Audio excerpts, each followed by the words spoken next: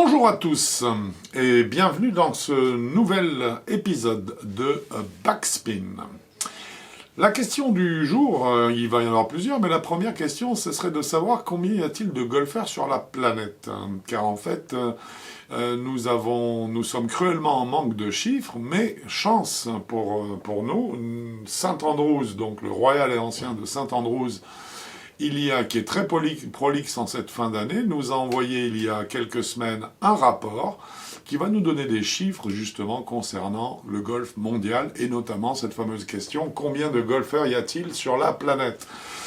La réponse, nous l'avons, elle est assez surprenante, c'est une réponse globale qui est vraiment le chiffre des joueurs licenciés et non licenciés de golf, donc licenciés auprès de leur propre fédération ou pas, et ce chiffre, je vous le donne après un roulement de tambour, est de 108,9 millions de golfeurs sur Terre.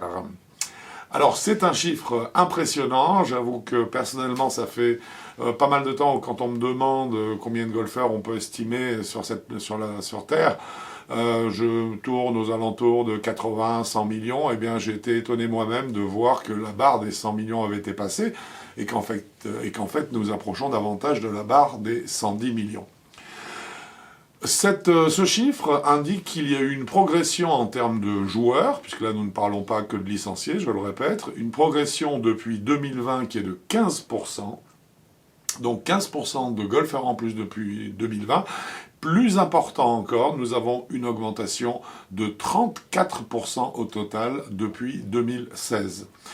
Ça, ça signifie tout simplement que le golf mondial se porte très bien, même si en France, nous ne le ressentons peut-être pas, je dirais, à la hauteur de ce qui se produit d'une façon générale. Le Royal et Ancien de St Andrews possède énormément de pays dans le monde, ils sont plus de 150 à être affiliés au R&A. Il y a 2 pays par contre qui ne sont, dont les chiffres ont été pris en ligne de compte quand je vous ai annoncé cette somme de 108,9 millions de joueurs.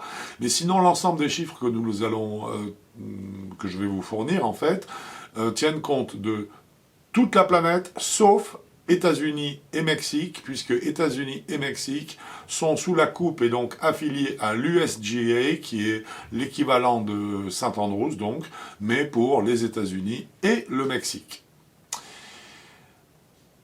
Classés selon le nombre de joueurs licenciés, les marchés les plus dynamiques aujourd'hui sont l'Angleterre, tout pays confondu, hors États-Unis et Mexique, avec 700 673 joueurs, suivi par le Japon, 700 580 joueurs, l'Allemagne ensuite avec 682 942 joueurs, la Suède avec 536 203 joueurs et la Chine avec 500 000 licenciés.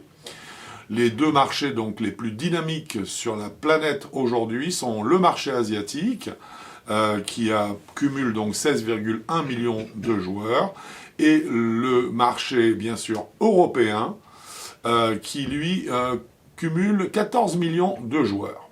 La troisième région la plus dynamique en termes donc de joueurs étant le Canada qui cumule 5,6 millions de joueurs, donc tous joueurs confondus, hommes, femmes, hors junior, mais par contre licenciés et non licenciés. Alors comment est-ce que St Andrews a réussi à faire le décompte des non-licenciés? Eh bien c'est un véritable décompte en fait, parce qu'ils se sont rapprochés de tous les organisateurs d'événements, que ce soit de compétitions de clubs, de tous les clubs pour avoir la liste de leurs membres joueurs, parce que dans beaucoup de clubs, dans beaucoup de compétitions, il y a des joueurs qui s'inscrivent en fonction des formules, sans être rattachés à leur fédération nationale. Et donc nous avons un chiffre qui à l'arrivée est un chiffre réel. Tous joueurs confondus, revenons un petit peu sur nos chiffres, les leaders en Europe sont l'Angleterre en premier lieu, qui cumule 3,4 millions de joueurs, et en deuxième vient l'Allemagne, ce qui est assez étonnant parce qu'on pensait notamment que les Pays-Bas étaient bien placés, mais non, c'est l'Allemagne qui, avec 2 110 000 joueurs, prend donc la 2e place des pays les plus dynamiques d'Europe. si nous cherchons maintenant, si nous calculons le pourcentage de joueurs qui pratiquent le golf par rapport à la population de chaque pays, c'est-à-dire eh bien, quel est le pourcentage de Français, par exemple, qui jouent au golf, hein, eh bien, nous avons là encore des pays assez étonnants qui sont en tête du classement, comme l'Islande. Oui, oui.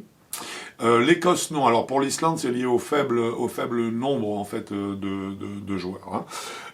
L'Écosse, bien sûr, l'Irlande et la Suède qui sont dans le top 8 mondial, hein, puisque en fait ces pays-là cumulent plus de 10% de leur population qui pratique le golf. Concernant maintenant les parcours sur lesquels tous ces joueurs vont s'exprimer, eh bien, le R&A et ses pays affiliés, donc hors États-Unis et Mexique, cumulent 21 431 parcours de golf. Juste pour information, il me semble qu'on est à peu près sur les mêmes bases concernant le nombre de parcours américains et mexicains confondus, hein, aux alentours donc de 20 000, 22 000 parcours. Donc ça nous fera un total de parcours sur la planète de l'ordre de entre 42 et 45 000 parcours de golf. Et maintenant la question essentielle, est la France dans tout ça? Eh bien, concernant les parcours, nous n'avons pas à rougir. L'Europe possède une grande concentration de parcours. Du coup, on a beaucoup de pays qui sont très riches, dont la France, effectivement, l'Allemagne, la Suède et l'Écosse, qui sont dans le top 10 des pays ayant le plus de parcours de golf à disposition de ces joueurs. Mais nous avons tout de même des pays comme l'Espagne, l'Irlande, les Pays-Bas, le Danemark ou l'Italie qui sont quand même dans le top 20. Donc ça veut dire que l'Europe est vraiment fortement représentée à ce niveau-là en termes de parcours, ce qui explique également que nous soyons une zone du monde particulièrement productive en termes de golfeurs, hein, puisque nous sommes donc juste collés à l'Asie qui semblait avoir une avance par rapport à l'Europe fondamentale, mais qui a diminué au fil de ces dernières années. La France cumule 441 960 licenciés, au moment du rapport en tout cas de Saint-Andrews, dont 291 890 hommes, 106 920 femmes et 43 155 juniors. Au total pourtant, donc nous avons 441 960 licenciés d'un côté, mais nous avons au total en fait, selon le décompte de Saint-Andrews, et je vous expliquerai dans un instant pourquoi est-ce que ce décompte est crédible, 1 459 000 golfeurs, en fait, en incluant licenciés et non licenciés, qui jouent en France. Hein, c'est un chiffre qui est nettement supérieur à ce qu'on pouvait imaginer. On pensait que, en fait, le doublement du nombre de licenciés nous donnait une idée relativement juste du nombre de golfeurs qu'on avait dans le pays. On en est quand même assez loin, parce que 440 000 golfeurs, ça aurait dû donner 880 000 licenciés, ça aurait dû donner 880 000 golfeurs. Là, on est à pratiquement au double, avec quasiment 1,5 million, puisqu'on a 1 459 000 joueurs. Alors, pourquoi est-ce que ce décompte est probablement juste ? Parce que Saint-Andrews l'a fait, bien sûr en demandant aux fédérations leur nombre de licenciés, mais également en se rapprochant de toutes les structures qui organisent des compétitions, que ce soit des compétitions pour non classés, que ce soit des compétitions de pro-am, de choses comme ça. Et en fait, en donnant toute la liste, j'imagine de façon anonyme, des joueurs qui participaient, eh bien nous avons vu que nombre de ces joueurs n'avaient pas de licence, s'inscrivaient tout de même, et donc pouvaient profiter des formules de jeu qui leur étaient proposées. Donc ça veut dire qu'en fait, ça n'est pas une approximation, il s'agit d'un calcul véritable.